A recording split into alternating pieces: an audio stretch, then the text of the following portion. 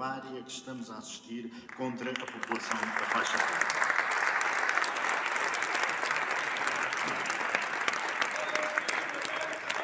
Palestina vencerá! Palestina vencerá! Palestina vencerá! Palestina vencerá! O tema desta mesa é Cultura e Educação pela Paz. O MPPM tem, com a modéstia dos seus meios, feito o possível e espera continuar a fazer, com numerosas sessões organizadas em escolas, informando sobre estas questões de que estamos aqui a falar, as questões da Palestina e da paz no Médio Oriente. Como foi dito por vários dos oradores aqui, para que haja uma educação, uma cultura para a paz, é importante conhecer o outro, é importante compreender o outro e, portanto, a informação faz parte disso. Mas gostava de trazer, em nome do MPPM, duas ideias para a discussão. A primeira é de que não há ideia mais importante para a cultura e a educação para a paz do que aquela que está expressa no primeiro artigo da Declaração Universal dos Direitos Humanos, aprovada pela Assembleia Geral das Nações Unidas em 1948. E o artigo 1 dessa declaração começa dizendo: todos os seres humanos nascem livres e iguais em dignidade e em direitos. E tem-se dito nos últimos dias, muitas vezes, e é importante e é correto, que todas as ações violentas contra civis são condenáveis. Mas por isso mesmo não podemos aceitar aquilo a que estamos a assistir. Não podemos aceitar que haja civis de primeira e de segunda categoria e, portanto, é imperioso, é urgente, é uma emergência parar imediatamente os bombardeamentos que, desde há 3 semanas a esta parte, estão a ser feitos contra a população civil da faixa de Gaza.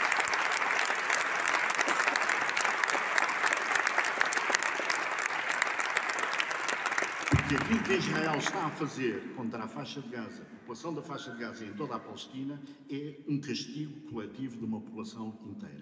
Algo que é expressamente proibido pelos tratados de direito internacional e pelo direito internacional humanitário.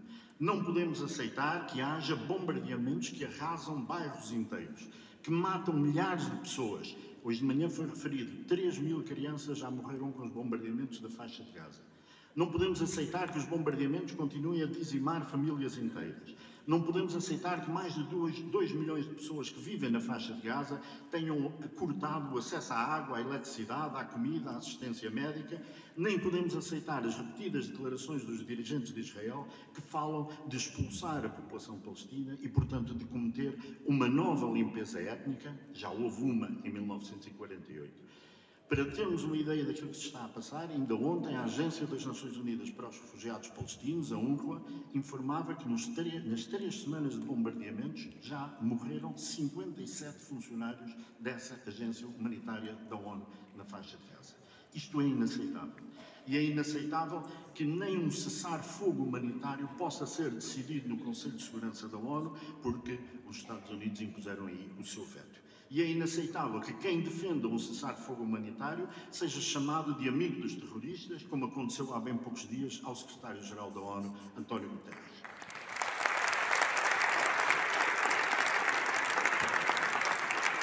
A questão de fundo na Palestina e a chave para a resolução política da questão é relativamente simples. Há 75 anos atrás, a Assembleia Geral das Nações Unidas decidiu a criação de um Estado judaico no território da Palestina. O Estado de Israel foi criado e existe desde há 75 anos.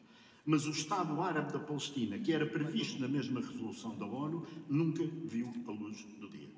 Não existe há 75 anos, apesar de décadas e de um sem fim de resoluções das Nações Unidas. Afinal, parece que não nascemos todos iguais em direitos.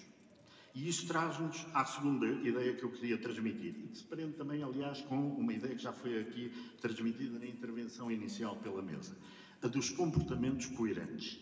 Todos nós que aqui estamos defendemos as soluções políticas e não as soluções militares para os problemas. Mas para que as soluções políticas sejam viáveis, é preciso que os processos políticos, as negociações e os acordos que sejam assinados sejam encarados com seriedade e com verdade. Porque negociar implica sempre fazer concessões de parte a parte. E deixem-me lembrar que há 40 anos, há mais de 40 anos, os dirigentes palestinos aceitaram depor as armas e encetar um processo político no âmbito da ONU, no âmbito das Nações Unidas. E para fazer esse processo político, para que fossem aprovadas as resoluções na ONU, aceitaram concessões dolorosas, podemos dizer, dolorosíssimas. Aceitaram que o futuro Estado da Palestina seria apenas constituído em 22% do território histórico da Palestina, 1/5 do território histórico da Palestina. As resoluções foram aprovadas, ficaram todas no papel. Estas concessões feitas pelo lado palestino não foram correspondidas pelo lado de Israel, que nunca cumpriu aquilo a que estava obrigado. E foram apenas vistas estas concessões do lado palestino como pontos de partida para fazer sempre novas exigências. E algo muito parecido aconteceu com o acordo nuclear sobre o Irão, para não sair da nossa região do Médio Oriente. O Irão assinou um acordo nuclear com várias outras potências que foi levado e transformado em resolução do Conselho de Segurança da ONU. Ao abrigo desse acordo, o Irão aceitou que as suas centrais e instalações nucleares seriam inspecionadas pela Agência Internacional de Energia Atómica. A Agência Internacional de Energia Atómica inspecionou e chegou à conclusão que o Irão estava a cumprir com a sua parte do acordo. Mas quando chegou o momento dos Estados Unidos cumprirem a sua parte do acordo, ou seja, levantarem as sanções ao Irão, o presidente Trump rasgou o acordo e deitou para o caixote do lixo. E o presidente Biden deixou o acordo no caixote do lixo. E a ideia que queríamos transmitir é esta, é que rasgar e violar sistematicamente os acordos assinados significa destruir os processos políticos e negociais. Transmite a imagem de que não vale a pena fazer concessões porque nenhum acordo vai ser respeitado. E